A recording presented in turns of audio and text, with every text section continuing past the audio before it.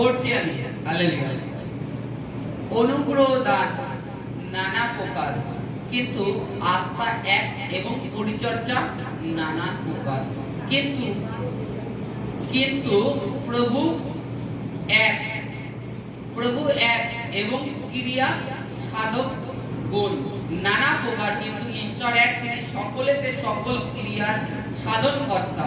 কিন্তু প্রত্যেক জনকে হিতের জন্য আত্মার আবির্ভাব দত্ত হয়, কারণ একজনকে সেই আত্মার দ্বারা প্রজ্ঞার বাক্য দত্ত হয়, আর একজনকে সেই আত্মা অনুসরণে জ্ঞানের বাক্য, আর একজনকে সেই আত্মাতে বিশ্বাস, আর একজনকে সেই আত্মাতে আরোগ্য সাধনের নানা অনুগ্রহ দান, আর একজনকে পরাক্রম কার্য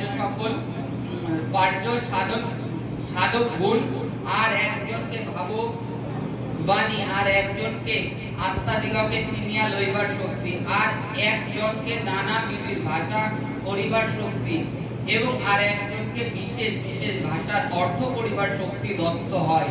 কিন্তু এই সকল কর্ম সেই একমাত্র আত্মা সাধন করেন, তিনি সব বিষয়ে বিভাগ করিয়া যাহাকে যাহা দিতে বাসনা করেন তাহাকে তাহা দান করেন। হালেলুয়া।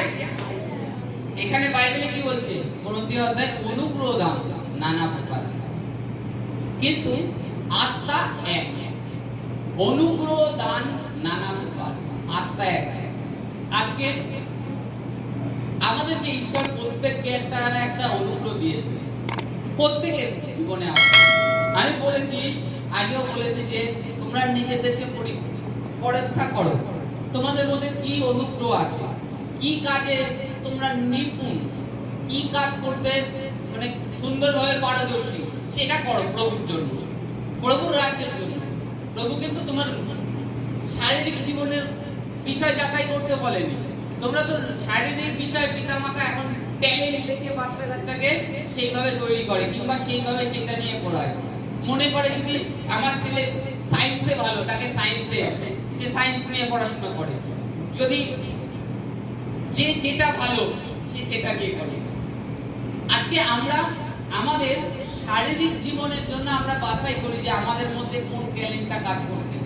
কেউ মোটর মেকানিক, কেউ ইঞ্জিনিয়ার পড়াশোনা করে, কেউ ডাক্তারি পড়াশোনা করে তো এক একজন এক একটা বিষয় পড়াশোনা করে, কারণ তাদের মধ্যে সেই জিনিসটা পিতা মাতা কিংবা তার পরিবার ফলো করে, তারপরে সে সেটা করে।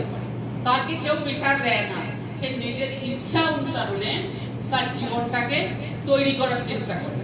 আজকে কি আমরা ঈশ্বরের রাজ্যের জন্য আমাদের মধ্যে অনুগ্রহটা যাচাই করছি যে আমাদের মধ্যে কি অনুগ্রহ আছে, কি করতে পারবো?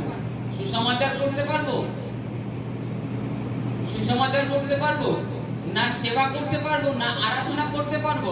মণ্ডলীতে অনেক প্রকার কার্য আছে, কিন্তু এটা মনে করবেন না যে নিচু কাজ করলে আমি নিচু হয়ে যাব। অনুগ্রহ দান নানা প্রকার, এখানে বাইবেলে লেখা আছে অনুগ্রহ দান নানা প্রকার, কিন্তু আত্মা এক। কি? আত্মা এক। তিনি প্রভু থেকে আপনার মধ্যে যা দিয়েছে আমার মধ্যে তা দিয়েছে। আপনি হয়তো এসে বস্তা বিছাচ্ছেন, আপনি হয়তো এখানে একটু মণ্ডলীর সাফ সাফাই করছেন, আপনি হয়তো বাথরুম ক্লিন করছেন, তাই বলে এটা নয় আপনি ছোট হয়ে গেছেন। আপনার মধ্যেও যে তিনি, আমার মধ্যে তিনি আমাদের কখন আত্মার তত্ত্ব প্রকাশ করেন, কখন? এখানে লেখা রয়েছে যে আত্মা এক, লেখা রয়েছে দেখুন যে হিতের জন্য, প্রত্যেকে হিতের জন্য।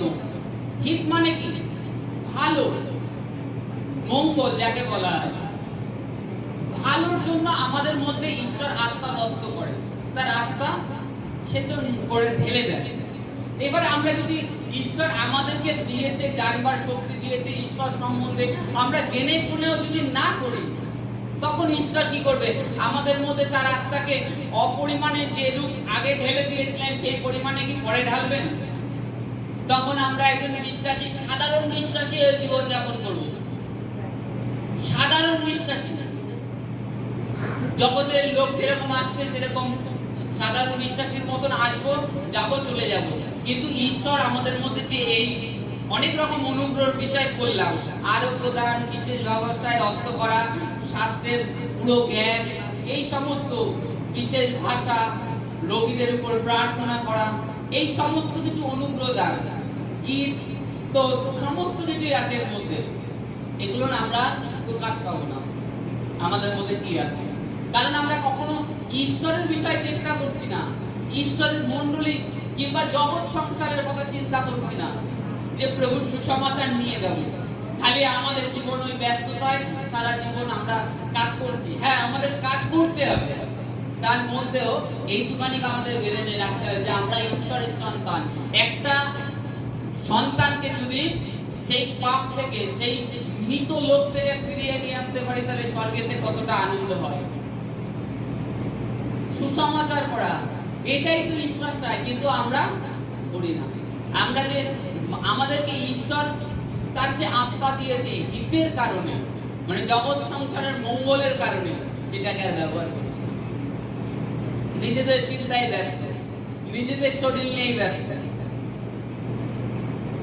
হ্যাঁ, আমি পারি না, আমি যাবো, আমি বলতে পারি না, কিংবা নিজে নিজে আগের থেকে ভয়ে ভীত হয়ে যায়, কাউকে দুষ্ট আত্মায় জড়েছে, যাবো কি না, সেটা আমরা করি না। এই কারণের জন্য পরবর্তীতে আমরা নিজেরা দুর্বল হয়ে পড়ি, আর কোথাও আমাদের কাছে ঈশ্বরের বার্তা আর পৌঁছায় না, কারোর কাছে সুসমাচারে। কারণ আমরা অলরেডি প্রথমেই লক করে দিয়েছি, নিজেদেরকে ভীত নিরাশ করে। ঈশ্বর আমাদেরকে হিতের নিমিত্ত আত্মা দিয়েছে, আর প্রত্যেককে অনুগ্রহ দিয়েছে। আমরা যেন প্রত্যেকে যেরকম ছেলে পেলের জন্য ভেবে থাকি, আমরা নিজেদেরকেও পরীক্ষা করি যে ঈশ্বর কি কারণে, কি অনুগ্রহ আমাকে দিয়েছে, সেটা যেন আমরা ব্যবহার করার চেষ্টা করি। এটাই ঈশ্বর তার মণ্ডলীকে বলছে, প্রত্যেকে যাচাই করো নিজেদেরকে, দেখো তোমাদেরকে কি অনুগ্রহ দান করেছে। শাস্ত্রের জ্ঞান দিলে তোমরা সুসমাচার প্রচার করো, বাক্য, নিকট তত্ত্ব, পাস্টারদের কাছে তোমরা বলো যে দাদা এটা ভুল হচ্ছে, এটা ঠিক কর, এই বাক্যটা এরকম নয়, বলে দাও। কারণ ঈশ্বর তোমাকে জ্ঞান দিয়েছে, ঈশ্বরের বাক্যে নলেজ দিয়েছে। তোমরা নিজেদেরকে পরীক্ষা করছো না যে কি অনুগ্রহ আছে, আমি কোনটায় পারদর্শী, আমি সেটা নিয়ে করছো না। আমাদেরকে এই সংসারে আছে, মানে থাকতে হবে সমস্ত কর্মের মধ্যে থেকে, তার মধ্যেও আমাদেরকে একটা কঠোর, জগতের লোকের হয়তো কঠোর নিয়ম দেয়নি, কিন্তু আমাদের প্রভুর হিসাবে, আমি হিসাবে বুঝি, আমাদেরকে একটা কঠোর নিয়ম দিয়েছে। তোমাকে যদি কেউ একগালে চর মারে, তুমি পুনরায় তাকে মারতে পারবা না। আর তুমি যদি প্রভুর আজ্ঞা উল্লঙ্ঘন করো, তাহলে তুমি ঈশ্বরের সন্তান নাও, কিংবা প্রভুর শিষ্য নাও, এইভাবে বাইবেলে উল্লেখ করা আছে। তাহলে সবকিছু বিবেচনা করে তোমাদেরকে চলতে হবে, তার মধ্যে থেকে তোমাদেরকে শান্তি বজিয়ে রাখতে হবে। তা অর্থাৎ নিজেদের মধ্যে অনুগ্রহ কি আছে সেটাই করি, কি তালন্ত ঈশ্বর দিয়েছে। তবে ঈশ্বর দেখবা, যখন তুমি তোমার মধ্যে তালন্তটাকে খুঁজে পাবা, তখন দেখবা দাগ দাগ দাগ দাগ করতে করতে বেড়ে যাচ্ছে, তোমার লেভেল বেড়ে যাচ্ছে। কারণ তুমি নিজের মধ্যে যে তালন্ত আছে সেটা খুঁজে পেয়ে গেছো। এই কারণে তোমার বৃদ্ধি হতে আর দেরি লাগবে না। প্রত্যেককে বলবো যেন আমরা সেটার বিষয়ে যাচাই করি, নিজেদেরকে পরীক্ষা করি। Hallelujah, hallelujah, hallelujah. আমি একটা ঈশ্বরকে ধন্যবাদ